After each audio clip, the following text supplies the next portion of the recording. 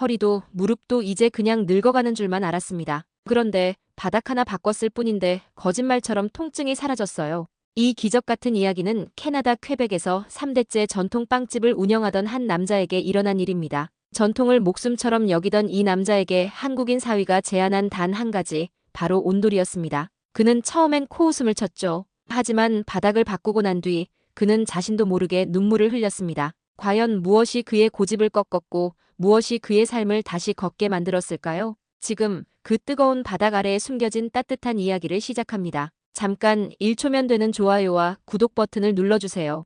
영상 제작에 큰 힘이 됩니다. 지금 바로 시작합니다. 안녕하세요. 저는 필립 르블랑입니다. 이 퀘벡 땅에서 62년을 살아왔고 우리 가문이 3대째 이어온 르블랑 베이커리를 운영하고 있어요. 아침 사시면 어김없이 일어나 반죽을 시작하는 게 제 일상이죠. 하지만 요즘 들어 이 오래된 집의 추위가 점점 견디기 힘들어지고 있습니다. 특히 관절염이 심해진 요즘에는 아침마다 뻣뻣한 손가락을 움직이는 것만으로도 한숨이 나와요. 필립 아저씨가 만드신 빵이 최고예요.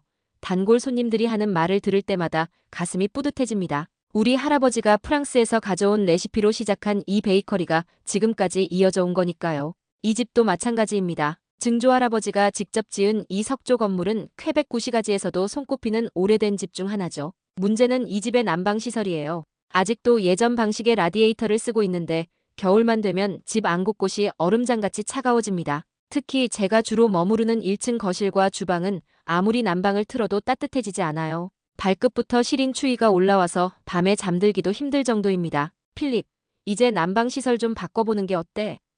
이웃집 앙투안이 가끔 말하지만 저는 고개를 저어요. 이 집의 모든 것이 우리 가문의 역사거든요. 벽에 걸린 옛날 사진들, 할아버지가 쓰던 가죽 의자, 심지어 삐걱거리는 나무 계단까지도 모두 소중한 추억이에요. 이런 것들을 건드리면서까지 편리함을 택할 수는 없습니다. 그런데 오늘 아침 딸 에밀리에게서 전화가 왔어요. 아빠, 강연이 캐나다에서 친환경 에너지 사업을 시작하기로 했어요. 그래서 저희가 이번 주말에 한국에서 돌아갈게요. 갑작스러운 소식이었습니다. 사실 에밀리는 제가 혼자 사는 게 걱정된다고 몇 번 말한 적이 있어요. 한국에서 살고 있는 사위 강연과는 아직도 어색한 사이지만 몇 년 만에 다시 가까이에서 지낼 생각을 하니 복잡한 기분이었습니다. 물론 에밀리를 잘 챙겨주고 착한 사람이라는 건 알지만 가끔 집안일에 이런저런 의견을 내놓을 때면 마음이 불편해져요. 특히 집 구조나 시설에 대해 이야기할 때는 더욱 그렇습니다. 손자 준서를 생각하니 마음이 복잡해집니다. 아직 6살인데 몇 년 만에 와서 이 추운 집에서 지내게 하는 게 괜찮을까요? 하지만 우리 가족이 대대로 이 추위를 견뎌왔는데 지금 와서 변화할 수는 없죠. 그래도 강연이 또 무슨 말을 할지 벌써부터 마음이 무거워집니다. 전통이라는 게 그렇게 쉽게 바뀔 수 있는 건 아니거든요. 하지만 준서의 해맑은 웃음소리를 떠올리니 괜히 마음 한구석에 아려와요. 주말 아침 차 소리와 함께 에밀리 일가가 도착했어요. 현관문을 열자마자 준서가 제게 달려와 안겼습니다. 할아버지. 작은 몸에서 전해지는 따뜻함이 순간 제 마음을 녹여놓았어요. 에밀리는 여전히 예쁜 미소를 짓고 있었고 강연은 정중하게 인사를 건넸습니다. 아버지, 오랜만이에요. 강연의 한국식 인사가 아직도 어색하지만 나름 정성이 느껴져요. 저도 어색하게 고개를 끄덕였습니다. 어서 들어와. 밖이 춥잖아. 거실로 들어서자마자 강연의 표정이 조금 굳어지는 게 보였어요. 집 안 온도가 영하에 가까웠거든요. 에밀리는 재킷을 벗지도 못하고 몸을 움츠렸습니다. 아빠, 정말 춥네요. 난방이 안 돼요? 라디에이터가 좀 오래됐어. 저는 대수롭지 않게 말했지만 속으로는 민망했어요. 준서가 코를 훌쩍이며 에밀리 품에 파고드는 모습을 보니 더욱 그랬습니다. 강연히 라디에이터 주변을 살펴보더니 조심스럽게 말을 꺼냈어요. 아버님, 이 난방시설이 언제부터 사용하신 건가요? 점검하는 듯한 눈빛이 영 마음에 들지 않았습니다. 우리 할아버지 때부터니까 한 80년은 됐을 거야. 80년이나요? 강연의 눈이 커졌어요. 에밀리도 놀란 표정이었습니다. 저는 어깨를 으쓱했어요. 그래도 잘 돌아가고 있어. 우리가 지금까지 이렇게 살아왔잖아. 준서가 갑자기 기침을 하기 시작했어요. 콜록콜록 작은 몸이 기침으로 흔들리는 모습에 가슴이 덜컥 내려앉았습니다. 에밀리가 급하게 준서를 안아 올렸어요. 준서야, 괜찮아? 할아버지 집이 너무 추워요. 준서가 떨리는 목소리로 말했습니다. 코끝이 빨갛고 입술이 파래져 있었어요. 그 순간 제 마음속에서 뭔가 무너지는 소리가 들렸습니다. 강연이 걱정스러운 표정으로 준서를 바라보더니 저에게 말했어요. 아버님, 준서가 감기에 걸린 것 같은데 실내 온도가 너무 낮으면 아이에게 좋지 않아요. 조심스럽지만 단호한 어조였습니다.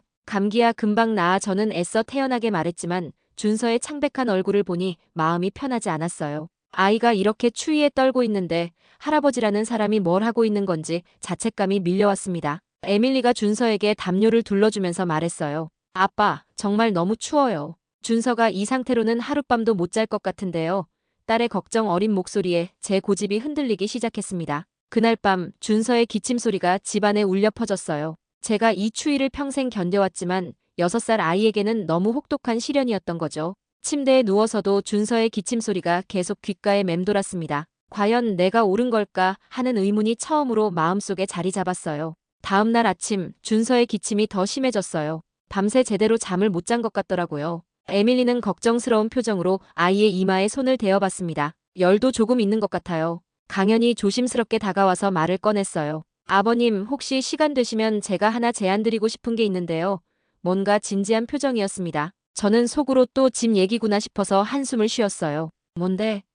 퉁명스럽게 물었지만 강연은 개의치 않는 듯 했습니다. 한국의 온돌이라는 전통 난방 방식이 있어요. 바닥을 따뜻하게 데워서 방 전체를 난방하는 건데 이 집에 설치하면 훨씬 따뜻하고 효율적일 거예요. 온돌, 처음 듣는 말이었어요. 그게 뭔가 한국 거라고. 저도 모르게 경계심이 들었습니다. 우리 집에 외국 물건을 들여놓자는 건가 싶어서 기분이 좋지 않았어요. 강연이 차근차근 설명하기 시작했어요. 온돌은 2000년 넘는 역사를 가진 전통 난방이에요. 바닥 아래에 관을 설치해서 따뜻한 물이나 공기를 순환시키는 거죠. 현대에는 친환경적이고 에너지 효율이 높아서 세계적으로 주목받고 있어요. 친환경이라고? 제가 되물었어요. 강연의 얼굴에 자부심이 스며들었습니다. 네, 제가 전문으로 하는 분야거든요. 친환경 에너지와 주거 환경 설계가 제 일이에요. 온돌은 기존 난방보다 30% 이상 에너지를 절약할 수 있고 공기순환도 훨씬 좋아져요. 전문가라는 말에 조금 놀랐어요. 그동안 강연이 정확히 뭘 하는지 자세히 알지 못했거든요. 하지만 여전히 마음 한구석에서는 거부감이 일었습니다. 우리 집에 한국 물건을 설치한다고? 이 집은 전통이 있는 집이야. 아버님, 온돌도 전통이에요. 강연이 부드럽게 말했습니다. 한국에서는 수천 년 동안 이 방식으로 추위를 이겨냈거든요. 어떻게 보면 아버님 집의 전통과 비슷한 거죠. 에밀리가 거들었어요. 아빠, 일단 들어보기라도 해요. 준서가 이렇게 아픈데 준서를 바라보니 여전히 기침을 하고 있었습니다. 창백한 얼굴이 제 마음을 찔렀어요. 설치하는데 시간은 얼마나 걸리는데? 제가 물었습니다. 강연이 눈을 반짝였어요. 집 크기에 따라 다르지만 보통 3일에서 일주일 정도요. 기존 구조는 최대한 건드리지 않고 할 수 있어요. 그 말에 조금 마음이 움직였어요. 집 구조를 건드리지 않는다니 그나마 다행이었습니다. 하지만 여전히 확신이 서지 않았어요. 비용은 얼마나 드는데? 저희가 부담할게요. 에밀리가 단호하게 말했습니다. 아빠 건강도 걱정되고 준서도 이 상태로는 안 되잖아요. 강연히 덧붙였어요. 아버님께서 불편하시면 언제든 원래대로 되돌릴 수 있어요. 하지만 한 번만 경험해보세요.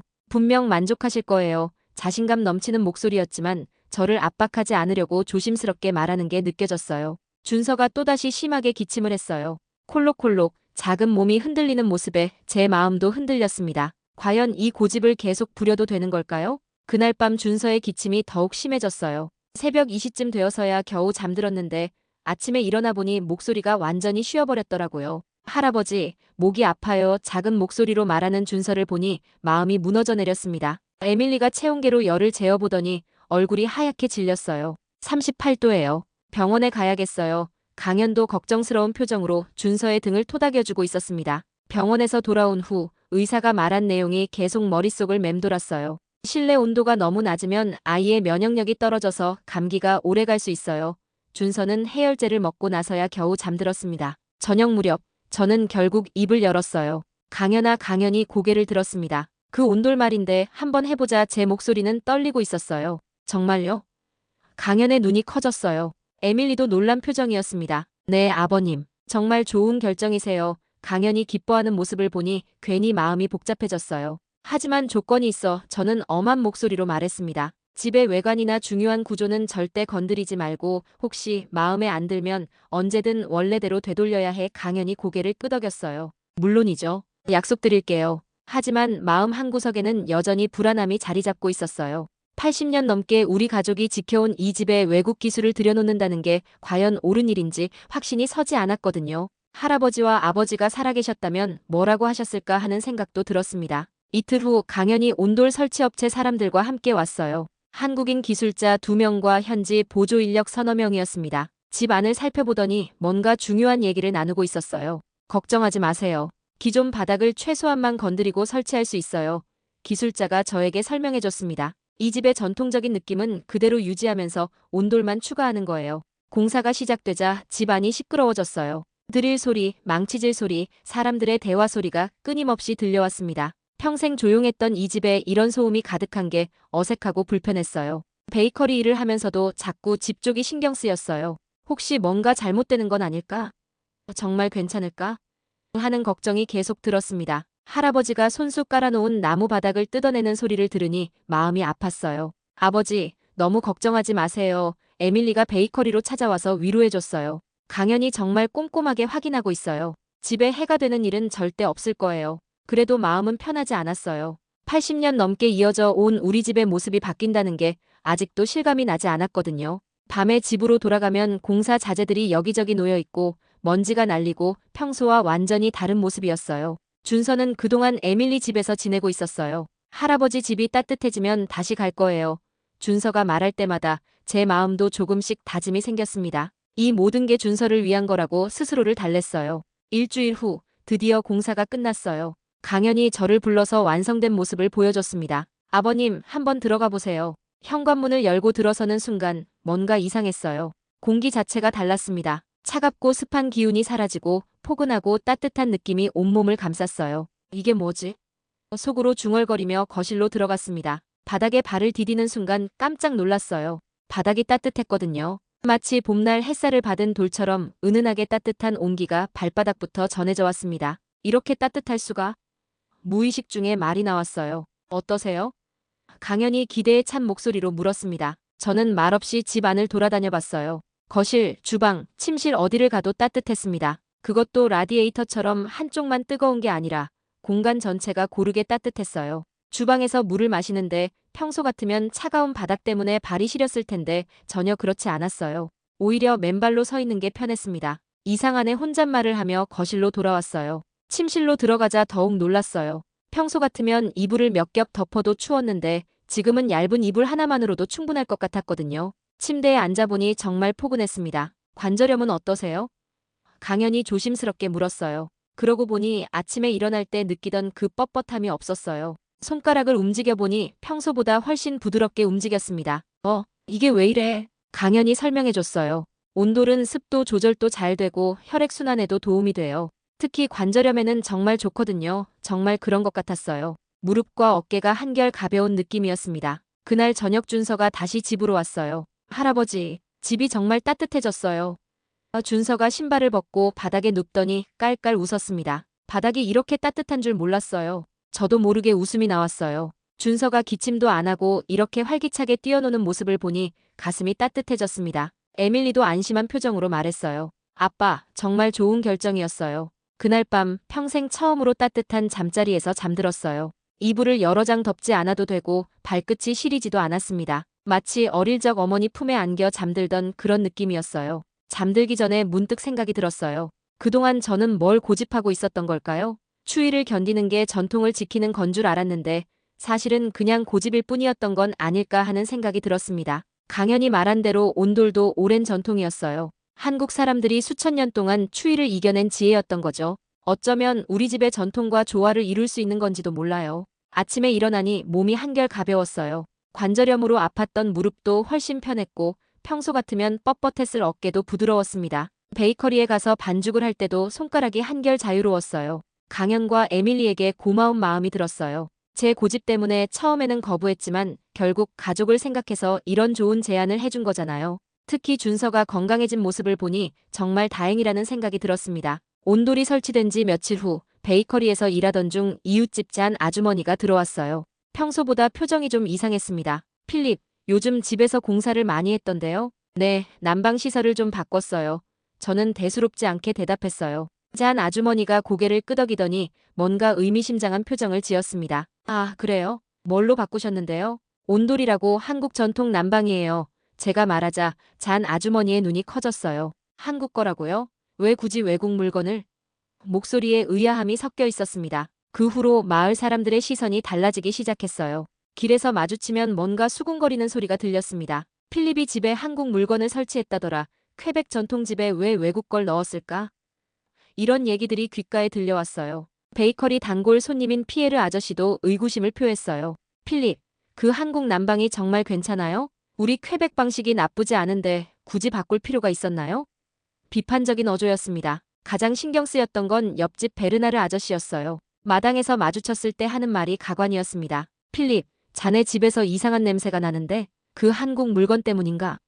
사실 아무 냄새도 나지 않았는데 트집을 잡는 것 같았어요. 심지어 마을 카페에서는 제가 없을 때 사람들이 모여서 수군거렸다고 하더라고요. 필립이 한국 사위 말만 듣고 집을 망쳤다, 전통 있는 집을 외국식으로 바꾸다니, 이런 말들이 제 귀에 들어왔어요. 마음이 무거워졌습니다. 온돌 자체는 정말 좋았지만 이렇게 사람들이 곱지 않은 시선으로 본다니 괜히 잘못한 일 같은 기분이 들었어요. 강현과 에밀리에게도 미안했습니다. 좋은 의도로 해준 일인데 이웃들 때문에 상처받을까 봐서요. 어느 날 아침 베이커리 앞에서 몇몇 아주머니들이 수군거리는 소리를 들었어요. 필립이 한국 사위한테 휘둘려서 집을 완전히 바꿨다더라. 그러게 말이야. 퀘벡 사람이 자기 정체성을 잃으면 안 되는데. 속상했지만 참았어요. 하지만 마음속으로는 내가 정말 잘못한 걸까? 하는 생각이 들었습니다. 이웃들과의 관계가 나빠지는 것도 걱정이었고 무엇보다 우리 가족이 마을에서 따돌림 당할까봐 불안했어요. 그런데 놀라운 일이 일어났어요. 준서가 학교에서 돌아온 후 신나게 말하더라고요. 할아버지, 저 친구들한테 온돌 얘기했어요. 바닥이 따뜻한 집이 있다고 했더니 모두 신기해했어요. 에밀리가 웃으며 설명해줬어요. 준서가 학교에서 자랑을 엄청 했나 봐요. 바닥이 따뜻한 특별한 집에 산다고. 친구들이 다 부러워한다고 하네요. 정말이에요, 할아버지. 톰이랑 사라가 우리 집에 놀러 오고 싶다고 했어요. 준서가 눈을 반짝이며 말했습니다. 선생님도 온돌이 뭔지 물어봤어요. 그 순간 뭔가 희망이 보이는 것 같았어요. 어른들은 편견을 가지고 있지만 아이들은 순수하게 신기해하고 부러워한다는 거잖아요. 어쩌면 이웃들의 생각도 바뀔 수 있을지 모르겠다는 생각이 들었습니다. 강현이 조심스럽게 말했어요. 아버님, 혹시 이웃분들이 직접 체험해보시면 어떨까요? 말로 설명하는 것보다 실제로 느껴보시는 게 나을 것 같아요. 그 말이 마음에 와닿았습니다. 며칠 후 놀라운 일이 시작됐어요. 준서 담임 선생님인 마들렌 선생님이 베이커리로 찾아온 거예요. 필립 씨, 준서가 온돌에 대해 이야기를 많이 해서 아이들이 정말 궁금해해요. 혹시 견학을 할 수 있을까요? 처음에는 당황스러웠어요. 학교에서 견학을 온다고? 견학이라니 뭘 보러 오시려고요? 제가 물었더니 마들렌 선생님이 웃으며 말했습니다. 바닥이 따뜻한 집이 어떤 건지 아이들이 너무 궁금해해서요. 에밀리와 강현이 흔쾌히 동의했어요. 좋은 기회인 것 같아요. 아이들이 보면 부모님들도 관심을 가질 거예요. 강현의 말이 맞았습니다. 이튿날 오후 준서 반 아이들 15명이 선생님과 함께 우리 집에 왔어요. 현관문을 열고 들어서자마자 아이들이 웅성거리기 시작했습니다. 와, 정말 따뜻해요.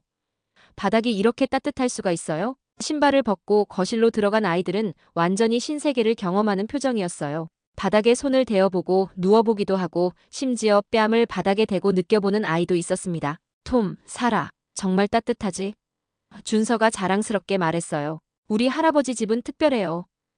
아이들이 감탄하는 모습을 보니 제 마음도 뿌듯해졌습니다. 마들렌 선생님도 놀라워했어요. 이렇게 효율적인 난방이 있다니 몰랐어요. 정말 신기해요. 강연이 친절하게 온돌의 원리를 설명해줬습니다. 바닥 아래로 따뜻한 물이 순환하면서 방 전체를 고르게 데우는 거예요. 그 소식이 금세 마을에 퍼졌어요. 아이들이 집에 가서 부모들에게 신나게 이야기했나 봅니다. 그 다음 날부터 베이커리에 손님들이 와서 온돌에 대해 묻기 시작했어요. 필립, 정말 바닥이 따뜻해요?